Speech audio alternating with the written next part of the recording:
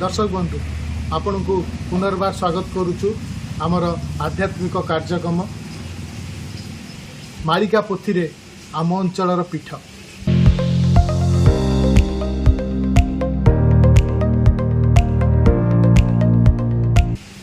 ए परिप्रेक्षी रे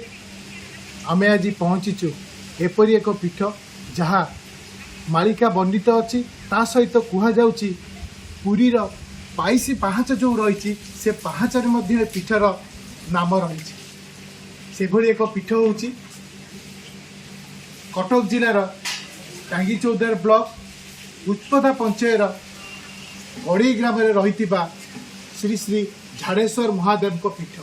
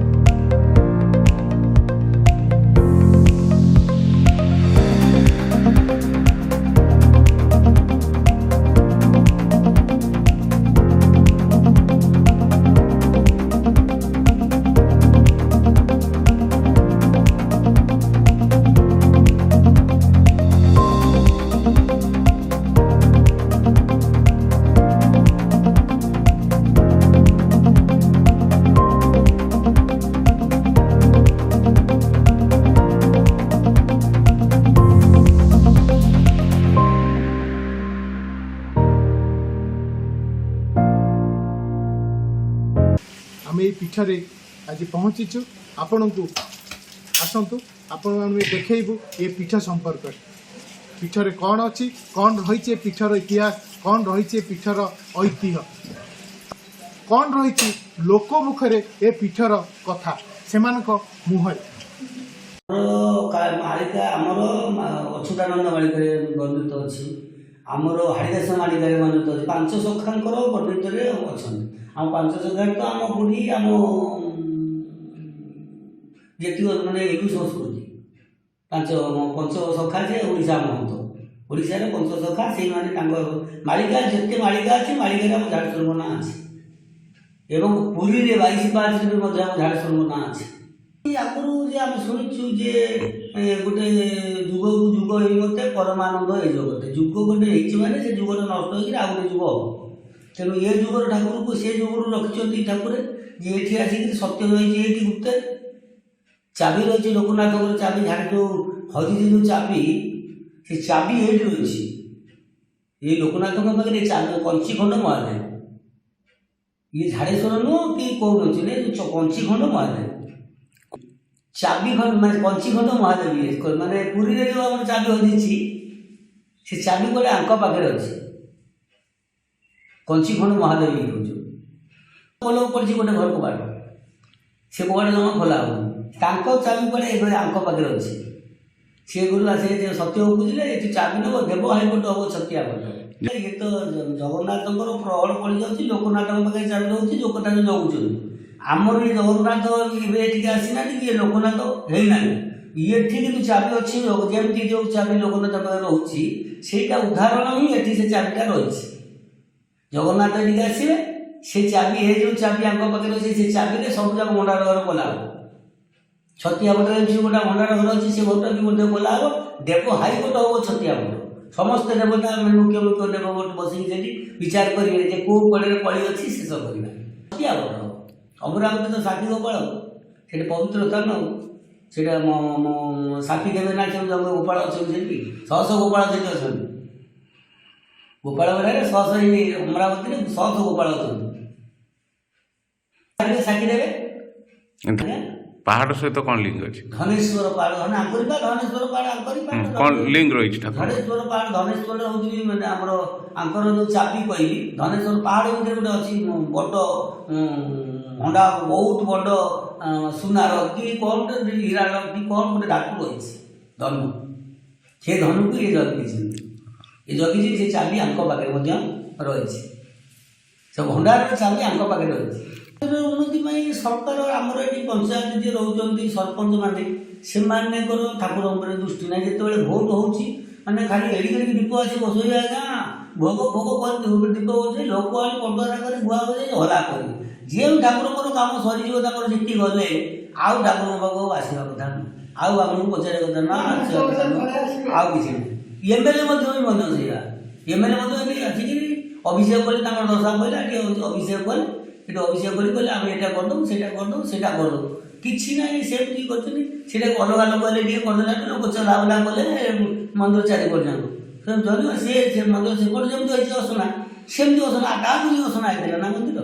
ହାଉଲେ ହାଉଲେ ଲୋକ ସବୁ କରୁଛନ୍ତି ଲୋକ ସବୁ କରୁଛନ୍ତି ନେତା ଆପଣ କ'ଣ ଚାହୁଁଛନ୍ତି? ଆମର ତ ଏଇଟା ପୁରାତନ ମନ୍ଦିର ଆମ ମନ୍ଦିରର ପୁରାତନ ମନ୍ଦିର ଏଇଟା ସରକାର ପ୍ରକାର ଯଦି ନିଅନ୍ତେ ସରକାର ଝାঁକି ଆମର ଠାକୁର ମନ୍ଦିରଟା ମାନେ ବେଢ଼ାଟା ଟିକେ ପ୍ଲାଷ୍ଟର ହେଇଯାନ୍ତା।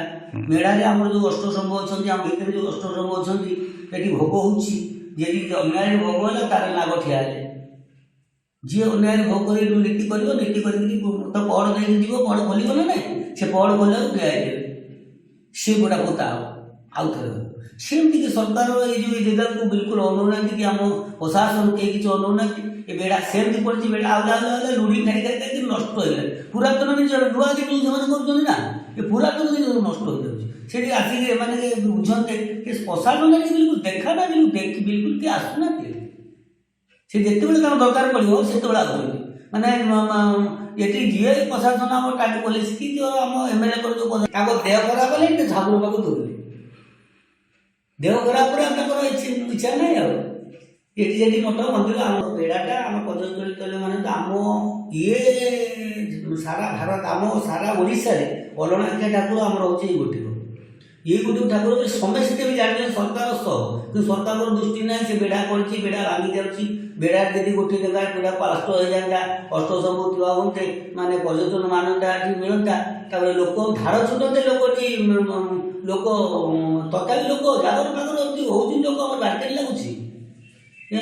ସେ ଲୋକ ପୋଲିସ ବାଲା ବି ଆସୁନି ତାକୁ ଠେଲା ପେଲା ମାଡ଼ଗୋଳ ହେଲେ ବି ଆଜ୍ଞା ପୋଲିସ କେହି ବି ଆସୁନି। ମନ୍ଦିର ହେଉଛି ବିଗତ 1000 ବର୍ଷ ପୂର୍ବର ଏ ମନ୍ଦିର ହାରାହାରି 1000 ବର୍ଷ ପୂର୍ବର ମନ୍ଦିର। ଆମର ଏଠି ମାଳିକା ବର୍ଣ୍ଣିତ ଯେଉଁ ଜଗନ୍ନାଥ ପୁରୀ ଜଗନ୍ନାଥ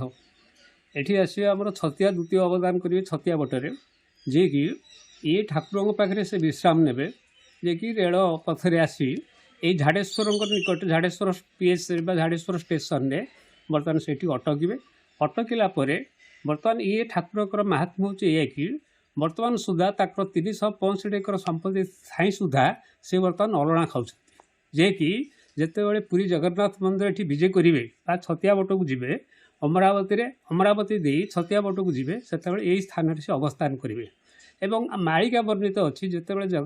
ପୁରୀ ଜଗନ୍ନାଥ ଏଠିକି ଆସି ପହଞ୍ଚିବେ ଯେତେବେଳେ ଏ ଝାଡ଼େଶ୍ୱରଙ୍କ ନିକଟରେ ସେ ଅବସ୍ଥାନ କରିବେ ସେତେବେଳେ ଠାକୁରଙ୍କର ଗୋଟେ ମନସ୍କାମନା ପୂର୍ଣ୍ଣ ହେବ ଏବଂ ସେହିଦିନ ଠାରୁ ସେ ପ୍ରସାଦ ତାଙ୍କର ଲୁଣ ପଡ଼ିବ। ଏ ହେଉଛି ଜଣେ ରାଜା ଥିଲେ ବିଗତ ବହୁତ ଦିନର ଅମରାବତୀରେ ତାଙ୍କର ରାଜାର ନଅର ଥିଲା ବିଶ୍ୱକଳ୍ପ ବୋଲିକିରି ଯିଏକି ଏ ମନ୍ଦିର ଯେତେବେଳେ ସେ ନିର୍ମାଣ କରିଥିଲେ ଏଠି ଆମର ପରମ୍ପରା ଅନୁଯାୟୀ ଆମେ ଯାହା ଶୁଣିଛୁ ଏଠି ଯେତେବେଳେ ରାଜା ଏଠି ବିଜେ କରିଥିଲେ ଅମରାବତୀରେ ସେହି ସମୟରେ ଗୋଟେ ଗାଈ ଦୁଧିଆଳି ଗାଈ ଏଇ ଜଙ୍ଗଲ ଏଠି ଗୋଟେ ସମ୍ପୂର୍ଣ୍ଣ ରୂପେ ଜଙ୍ଗଲ ଥିଲା ଏ ସ୍ଥାନରେ ଯିଏକି ଗୋଟେ ଗାଈ ଛାଁକୁ ଛାଁ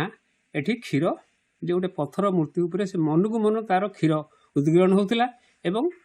ସେଠି କ୍ଷୀରଟି ସିଏ ଏଠି ଦେଉଥିଲା। ପରବର୍ତ୍ତୀ ପର୍ଯ୍ୟାୟରେ ଯେତେବେଳେ ମାଲିକ ଘରକୁ ସେ ଗାଈ ଯାଏ ସେତେବେଳେ ସେ କ୍ଷୀର ଆଉ ବାଛୁରିକି ପିଏ ନାହିଁ। ମାଲିକ ଅନୁସନ୍ଧାନ କଲା ଯେ ଗାଈର ପହ୍ନାଟା କାହିଁକି ହେଇଯାଉଛି ସେ ଅନୁସନ୍ଧାନ କରିକି ଏଇ ଜାଗାରେ ଆସି ପହଞ୍ଚିଲା ଦେଖିଲା ବେଳକୁ ପ୍ରକୃତରେ ଗୋଟେ ପଥର ଉରହରେ ସେ କ୍ଷୀରଟି ଦେଉଛି ତେଣୁ ଜଣାପଡ଼ିଲା। ତେଣୁ ରାଜାଙ୍କୁ ଏ ବାବଦରେ ଅବଗତ କରାଗଲା। ଅବଗତ କଲା ପରେ ସିଏ ଆସି ଏଠି ତା'ର ତଦନ୍ତ କଲେ। ତଦନ୍ତ କଲା ପରେ କିଛି ଜାଣିଲେ ଯେ ସ୍ୱପ୍ନାଦେଶ ହେଲା ଯେ ମୁଁ ଏଇଠାରେ ଅଛି ଯିଏକି ଏଠି ରାଜା ସେଇ ସମୟର ରାଜା ଏ ଜାଗାଟାକୁ ସେ କ'ଣ କଲେ ନା ଆବିଷ୍କାର କଲେ। ଆବିଷ୍କାର କଲା ପରେ ଏଠି ଗୋଟିଏ ପତର ମାନେ ବରଡ଼ା ପତ୍ରରେ ଏଠି ଗୋଟେ ଆସ୍ଥାନ ତିଆରି କଲେ। ସେଇଦିନ ଠାରୁ ପାତାଳି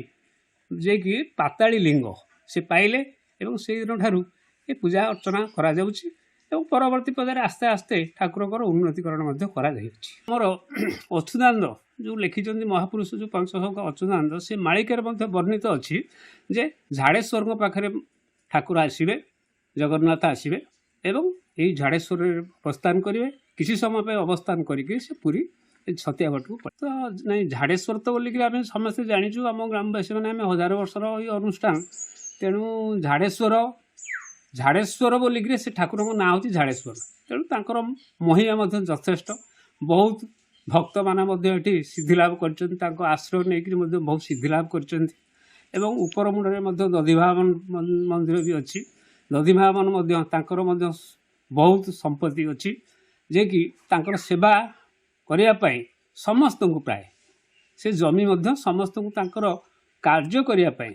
सामूहिक कार्य करने संभव बहुत जो ठाकुरंकर जो मानकर महिमार आश्रित होकर सिद्धि लाभ कर भक्त मैंने उन्नतिमूलक कार्य ठाकुरंकर करुँच परवर्ती पर्याय सरकार ये प्रकार दृष्टि अच्छी सरकार किसी फंड्स जोगे दौरान तेणु ये कार्यक्रम चली तेणु आगामी भविष्य में से सरकार को निर्भर करे वो कम ये मोर कही गल से कम पुण्य पड़े आज तुम चाकरी चाँ चाहला भल मंद है तुम्हें ये मानसिक करके गल तुम्हें सबसे जय हो तुम्हें ये जा गोटे जाऊँ गोटे मकन लगी डिग्री आम आनीपारबनी कि आसो कि न आसो ये तुम्हें मुंडिया मारिकी जाइए तुम्हें डिग्री नहीं आस महादेव पीठ में आम बुलिले जानिले यही लोक कथारू लोक मुहर जहाँ शुणिले आम से जापारे जे सत्यर आरंभ यही पीठरू एवं सत्यर आरंभ हम केतेबेले जेतेबेले पापर नाश हम तेणु कहुच्छी पापर नाश यही पीठरू ही हम जगन्नाथ जेतेबेले पीठ को आसबे सेतेबेले सत्य आरंभ हेले पाप मनु मन नाश हो आहरी कहुई आम जानिले जे छतिया पीठर जो भी जगन्नाथ देवसेवा करेंगे से देवसेवा जो करेंगे तार जो घर चाबी बंद ही रही से चाबी रही झाड़ेश्वर पीठर एठू चाबी गले से जगन्नाथ करेंगे देवसेवा एवं एठी केबे आसीबे जगन्नाथ एठी पुणी लवण खाद्य ये बनाहब सेबेठू आरंभ हो सत्य जुग तेबे एत सबू ए पीठर महात्मा थिबा सत्वे बड़ दुखर कथा सरकार नजर ए पीठ प्रति यथेष्ट पड़ूना तेणु साधारण लोके दाबी कर पीठ प्रति सरकार दृष्टि पड़ू ए पीठर आहरी उन्नति हो एवं यह एक पर्यटन स्थलीर मान्यता दि जाए तेबे आज एतिक रहुचु आसंता अध्याय आउ एक पीठ को जीवा से पीठर महात्मा संपर्क में आपन को जणाइबु जय जगन्नाथ नमस्कार।